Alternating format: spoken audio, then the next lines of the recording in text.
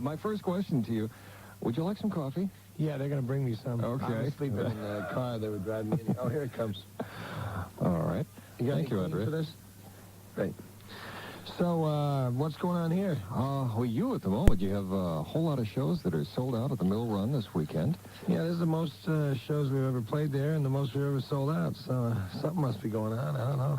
And I have to, first of all, congratulate you on your new record, Sequel.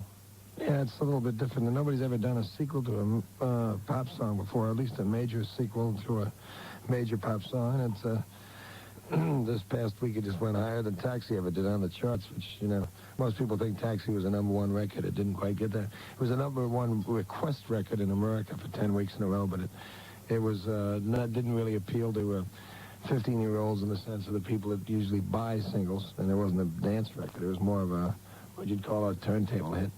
So, anyway, it's pretty exciting. You know, I can never really expect to get records on the air regularly because I don't really write about, boogie, or whatever, and my stuff is all so long. I've been told, actually, by disc jockeys that the people that really appreciate me most are constipated disc jockeys because it gives them a chance to solve their problems. So, folks, if you ever do hear me on the radio these days, you know what's going on.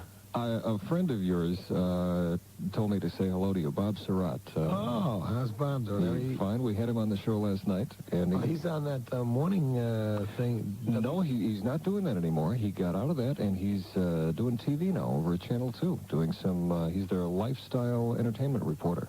Wow. And so he has moved from radio into television. You mean he didn't do that WRCK thing? He did that for a while and then decided that he didn't really want to do that. He said it kind of came at an unfortunate time because he had all the freedom in the world he wanted, and an opportunity in television came up that he wanted to take advantage of, so he did that. Channel 2 is CBS. Yeah, right.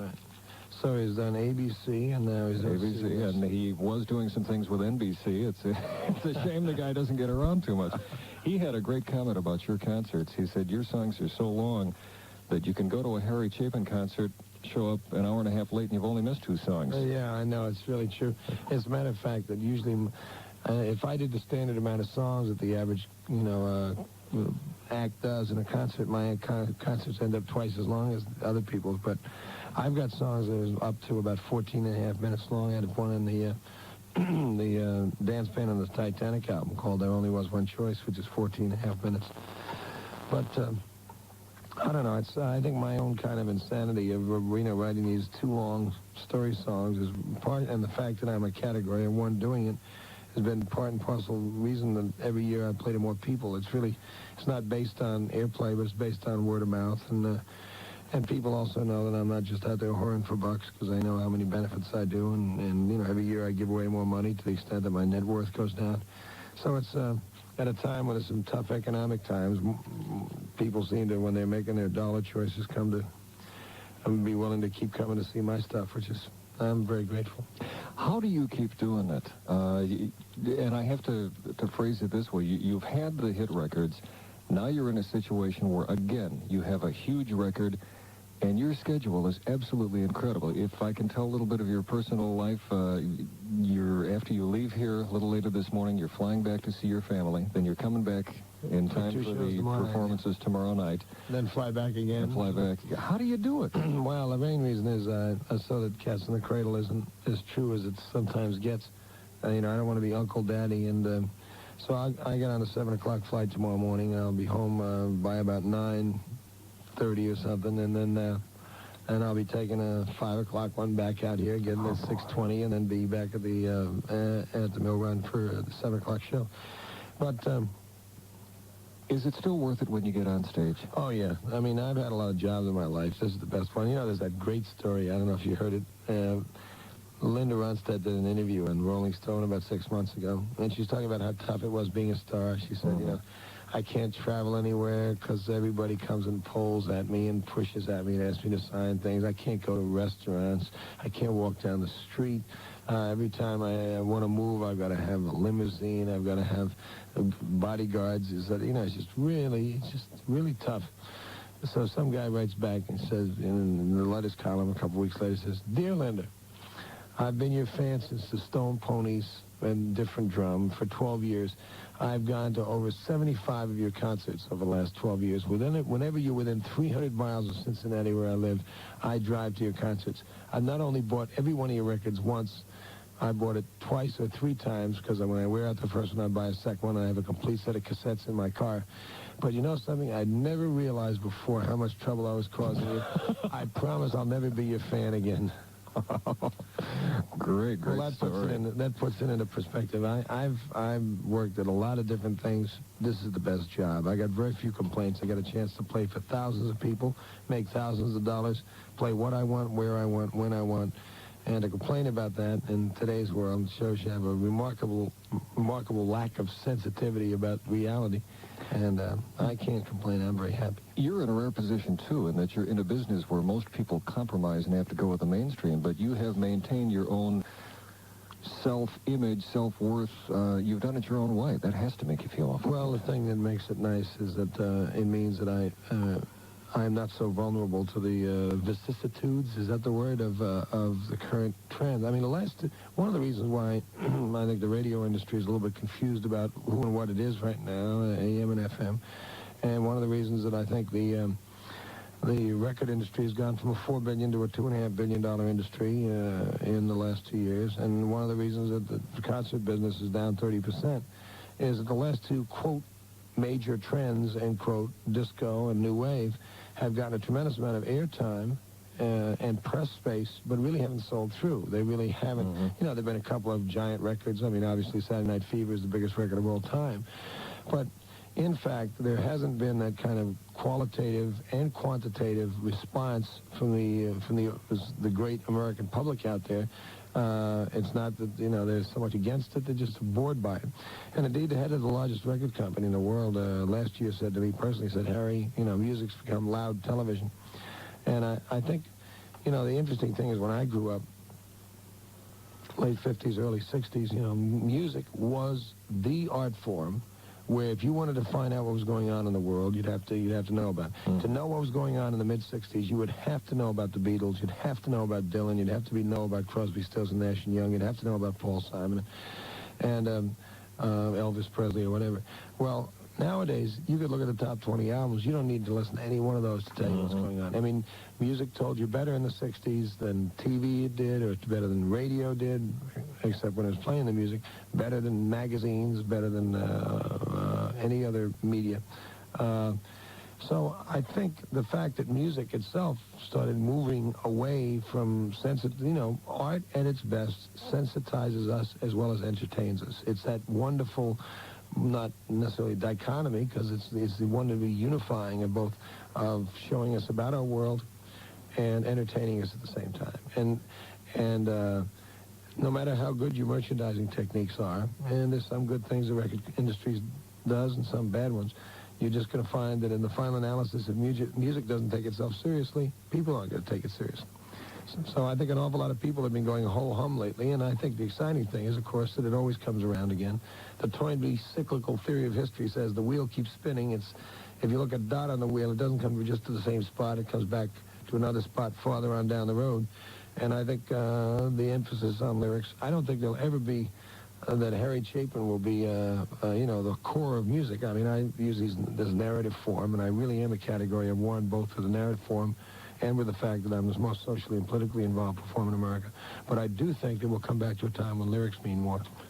You are still involved with the World Hunger Organization, and member of the President's Commission on World Hunger, also the White House Cambodia Crisis Committee, also founder of the Food Policy Center in Washington, and World Hunger Year about 5.5 years ago. You know, I'm sitting with a column that was in the paper, Sun-Times, 12/12/80, Hunger Crisis in Chicago, Milton Cohen's column. And ironically enough, he's finally given some visibility to an issue we tried to get the TV stations in town to do, and they just wouldn't talk about the degree of hunger there here is in Chicago. World Hunger Year spent, about $25,000 doing a major study here, looking into the problem of people who are at the poverty level. And you find that a Social Security check is to track rent, heat, light, and phone from it in Chicago. the average person ends up with 19 cents a meal left over. And I don't care how good you are with your budget. That's not our American dream. It really isn't. And unless you got a nephew in the mafia who's sending you $100 a week, a month or something, or you got somebody, there's an awful lot of people that. We also found that 90% of the hungry old people in that means people over 65 in Chicago are white. And the reason is a really lousy reason, and that's because the average black in Chicago dies, as in most of America, dies 7 years earlier than the average white. So the average life expectancy for a white American male is 71, and for a woman is 73. The average life expectancy for a black American is more like 65, 64, 66.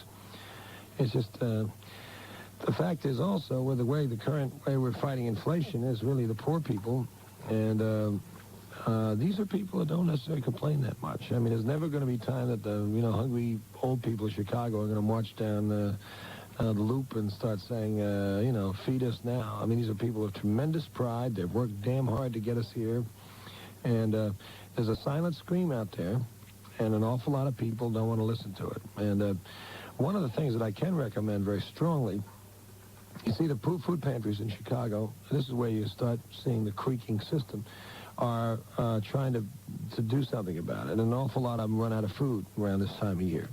And there's the private pantries work in conjunction with the Emergency Family Food Program. In '75, the budget for that was $1 million, and then they cut it down to $600,000, and now this 1980, it's $300,000. This money is used up so quickly. So there should be some political pressure put to get that back to a decent level. And the second thing is, we passed a piece of legislation in New York, where I live, similar to what was already passed in Oregon and California. And I hope I'm not telling you too much about this. It just really is about an important issue. And that is, it removes the liability from food donors, major food donors, to give food to pantries. In other words, an awful lot of food is thrown away in America every year. And it's food that goes past its shelf life in grocery stores, in supermarkets, major food manufacturers, even sometimes before it is even sent. And most of that stuff is good. So what they passed in Oregon and California was a law removing the liability from the food company if it donated that food to food pantries. Food pantries would love to have the problem because they cook it up anyway, and as they open the cans, they can find out if the stuff is good or not, if there's botulism or anything. So I recommend very strongly that people who want to do something about this is the thing that everybody from Ralph Nader on the left all the way up to the National Association of Grocery Manufacturers on the right would support. And it's something that will mean that there will be enough food available for the food pantries. The second part of the law is obviously to remove the liabilities for the food pantries themselves. The third thing really is availability of information. I worked with all three networks and the local affiliates to try to have a regular amount of programming to make hungry Chicagoans aware that the standard situation of having 19 separate steps to get food stamps no longer need be true if they're willing to work with some of the advocacy groups to make people aware that they do have rights, that there is no reason for old people in America to go hungry. And by the way, just to put the other half of that, of the 6 million retarded people in America, half had malnutrition as a significant cause in their retardation. This is 3 million Americans permanently damaged for no reason. By the way, one last thing, and I'll just say, if you're wondering why in hell you're hearing some singer, third-rate folk singer, tell you about all this stuff, I got to tell you, one of the things that America truly has forgotten is that whether we're singers or radio personalities or housewives or disc jockeys or teachers or students or businessmen or whatever, is we're all supposed to be involved in this process. We don't necessarily have to agree with each other. I mean, Hamilton and Jefferson were a lawyer and a planter. Adams was a merchant. Franklin was a printer. Paul Revere was a silversmith, and on and on and on.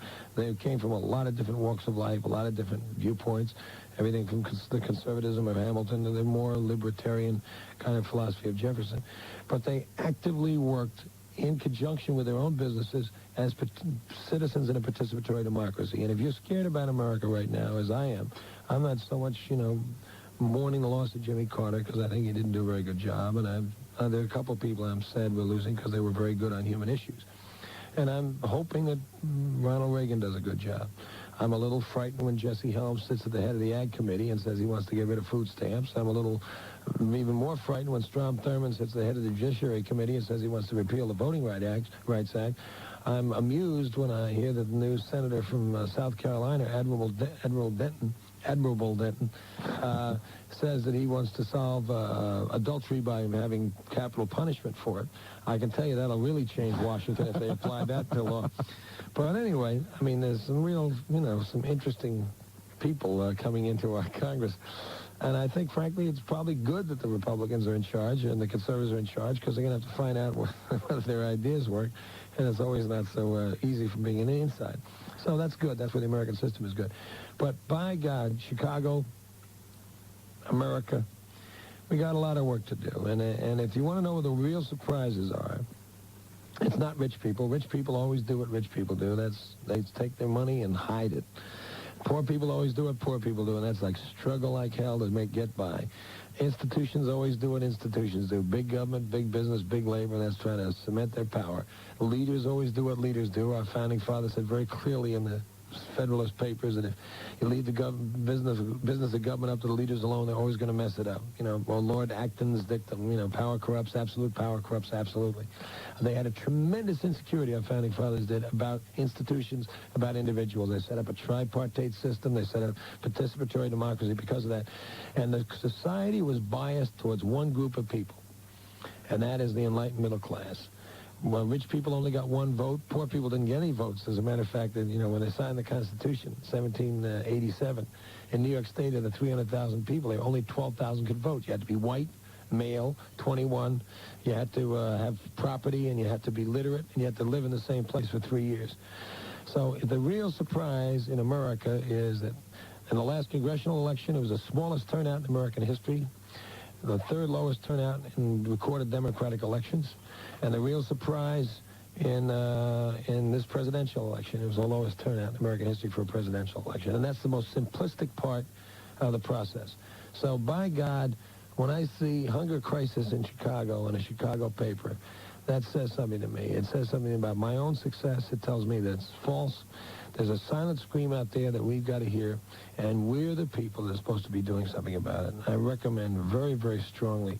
Maybe hunger isn't your issue, although I must admit it's the most basic issue, because there's three necessities of life: air, water, and food, and everything else means nothing. You don't even get a chance to get cancer, or cystic fibrosis, or muscular dystrophy, or multiple sclerosis, or arthritis, or heart disease, or kidney disease if you haven't got enough food. It's really something we got to work on.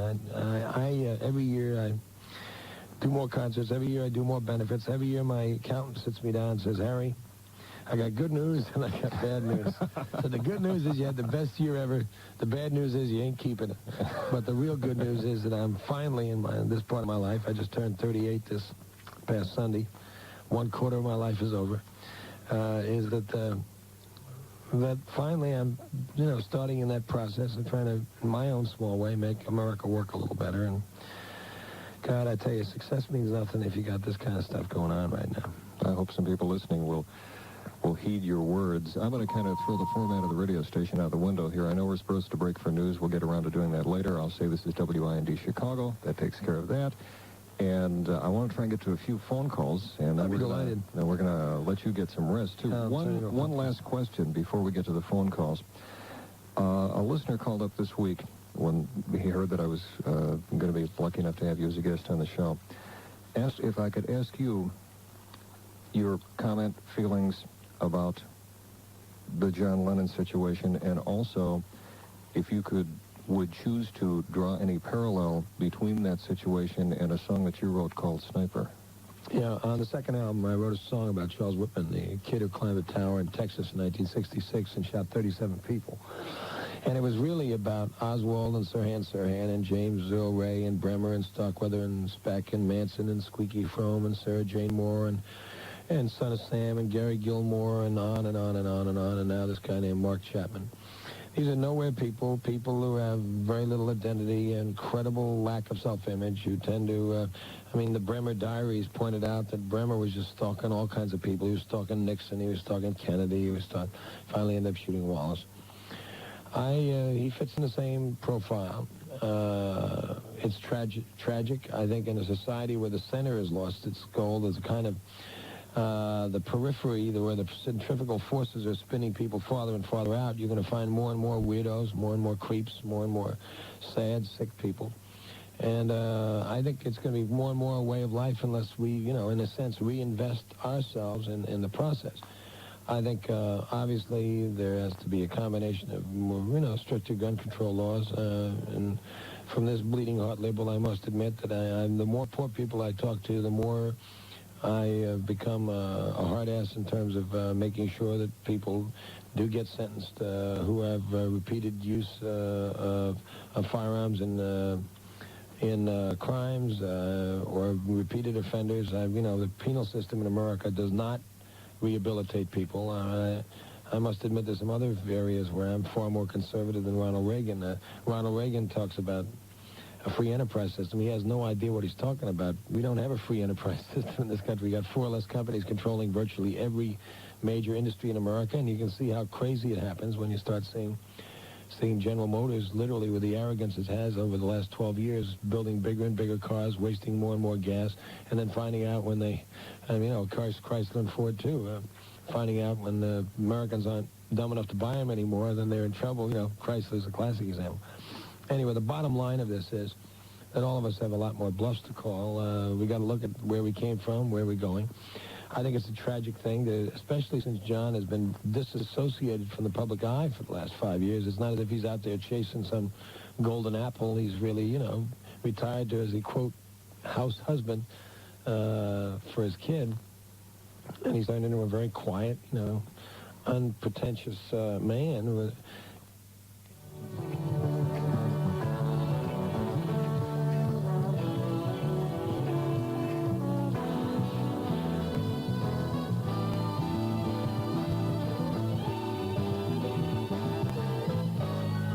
Here's the latest from ABC News. Just go through the list of people who, Sinatra, great singer, but I mean, really doesn't. So the bottom line of the Beatles is, just you look at the difference, I Want to Hold Your Hand. The beginning of the career when they, came and, took America by storm and all their singles were on the charts and everything else. And then you watch what happened up through Revolver and Rubber Soul and Sgt. Pepper and the White Album and Abbey Road and all this. It's just awesome growth. So it's a real tragedy. And when I first put out Sniper, a couple of the FM stations here played it an awful lot. There was a lot of controversy about whether it was going to encourage people to do violence. I don't know. I think knowledge is a first step towards positive action. And I think there is a real question about when somebody does violence like that, all of a sudden they're the front of Newsweek and Time and Life and, all 3 networks. And that's what really the song is about. And so, there's a real question about that, whether there should be a special category for our rather sicker curiosities about the people that speak in that most American of languages, blood. So I told you too much for your question, but anyway. Okay, let's get to some quick phone calls, and we'll let you get some rest. Up to line 2, and Andy, good morning. You're on WIND with Harry Chapin. Oh, hi, Harry. How are you? Okay. I was at your show tonight. I want to tell you it was excellent. I've seen you 4 times, and each time it's better than the last one. Well, thank you very much. Big John was in a wild mood tonight. Yeah, he was funny. Is he really as wasted as he seems? Well, it depends. Let's put it this way. He's run an awful lot of chemical additives through that body of his over the 28 years I've known him. I joke, I say, his theory of life is reality is for those who can't face drugs. And his last cogent memory was of Dwight D. Eisenhower's second inauguration. But now he can be together when he needs to be, but an awful lot of nights he's he's got a different theory of life than I do. Yeah, I have a couple questions. When you were in Chicago last year at Mill Run, you talked about a movie you had a part in or something? Yeah, it was called Mother and Daughter, The Loving War. It was on January 25th on ABC. It ran from 9 to 11, and the group and I did the soundtrack. I was a narrator, and I also played Tuesday Wells' 52-year-old lover, and which is, I guess I've gone past my Robert Redford phase already. Never. But anyway, the bottom line of it is it was up against Dukes of Hazzard, so very few people saw it. I missed it. I must have been, I think I was studying for finals. Oh. Yeah, Tuesday Weld was the star of it, and Catherine Beller was the daughter. And it was based on my song that I wrote with my wife called Tangled Up Puppet. Andy, thank you much for your call. We're going to get to a couple more calls and to another Andy. Good morning. You're on WIND with Harry Chapin. Hey, Harry, I was at the concert tonight. I just wanted to say that it was really good. Well, thank you. It was, I don't know, I've been to like 4 of them, and this was probably the best that I've seen. Well, that's good news. I hope I keep getting better. Is it true that are you writing a book about the mayor of Candor? Yeah, Doubleday gave me a nice contract, although I must admit I'm a little behind because I did with so many political benefits this fall trying to, keep some good food and hunger people in both parties in office that I'm behind on schedule. I have to finish 150 pages by the end of January, and good luck, Harry, but I'm going to try to. Oh, good luck. Andy, thanks for your call. You ever going to write your own autobiography? No, but somebody just did 3,000 pages of interviews about people, and he's showed me the book. His name is Peter Cohen, and he's finished his graduate work at Buffalo State, and Leslie Fiedler, the American, great American critic, is going to be editing it. And so there'll be a biography of me coming out next year. You wrote the only interesting biography I've ever read. We get biographies of different people that we're going to be interviewing, and a lot of times I read them just to see if there's something I've missed. But yours was like a story. It's fascinating. I think you're the only person that has written your own biography. Well, yeah, that after a while it started, they say people come and try to interview you and ask you to do so that they can write up a thing to pass around, for PR. And then finally I just sat down one day and wrote, I don't know, it was 10 pages or something about, and told it as a stream of consciousness from the first person. And it worked out pretty nicely, and I'm glad you liked it. Phil, good morning. You're on WIND with Harry Chapin. Yeah, hi, Harry. How are you? I just want to tell you that tonight marked the 20th anniversary of my girlfriend and I seeing you in concert, and I really want to thank you for entertaining us for so long. The 20th anniversary of your 20th Harry time? It's the 20th time we've seen you tonight. Okay, because I know I haven't been singing for 20 years. So. No, I don't Yeah, even... that's amazing. See, now, I mean, here's a guy who's single-handedly supporting me. I really appreciate it, though. Well, I do have a favor to ask of you. If you can remember next time you're in town. What? I think in the whole 20 times I've seen you, I've heard 16 orchestra 3 times. Yeah? So next time you're in the Chicago area, if you remember, I'd love to hear it in concert. Okay, I haven't done it in a while. That was on the 4th album, but maybe we'll put it back in for next year. I'd love to hear it. Great. Thanks, It's a Harry. funky song about me stumbling the guitar player and learning, so I'll try to do it. Thanks for your call. Up to line 5. Ray, good morning. You're on WIND with Harry Chapin. Okay, I just had to turn my radio down. Okay, go right ahead. Yes, I, believe it or not, as soon as I got the news that Harry Chapin was going to be on, I was going to turn the station. Shame. But, Obviously you didn't. obviously, I'm glad I didn't, because I'd like to tell Harry, I'm with him all the way. I support him, and, Well, thank you very much. yeah, and you're not superficial about your beliefs. I mean, there's a deep profundity. I see it.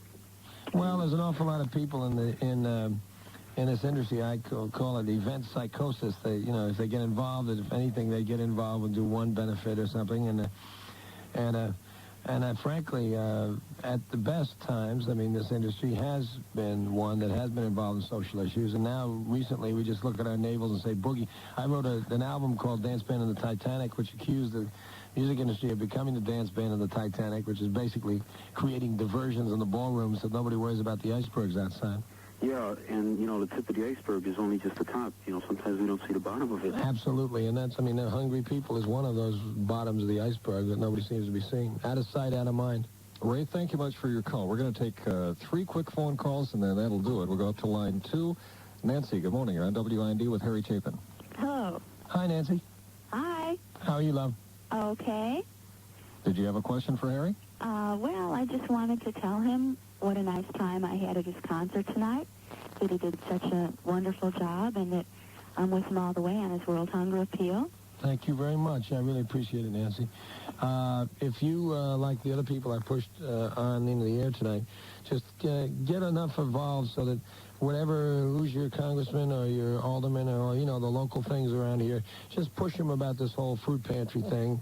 Maybe write a letter to Mayor Byrne saying that the $300,000 budget is not enough and that And the real thing would be great is we can get the media here. I mean, I'm getting some nice free media time here, but we can get the TV stations, the radio stations, to start being aware that even though a large part of their active, moneyed listeners and watchers, commercials are for people who can't, they have an active relationship with, and they worry about their concerns. There's an awful lot of people who maybe don't buy a lot of products but don't have enough money, but they deserve our concern and do deserve our visibility. I've often said that if an evil wind blew in off the lake and created the amount of problem in Chicago that hunger has, that it would be the biggest story in Chicago history.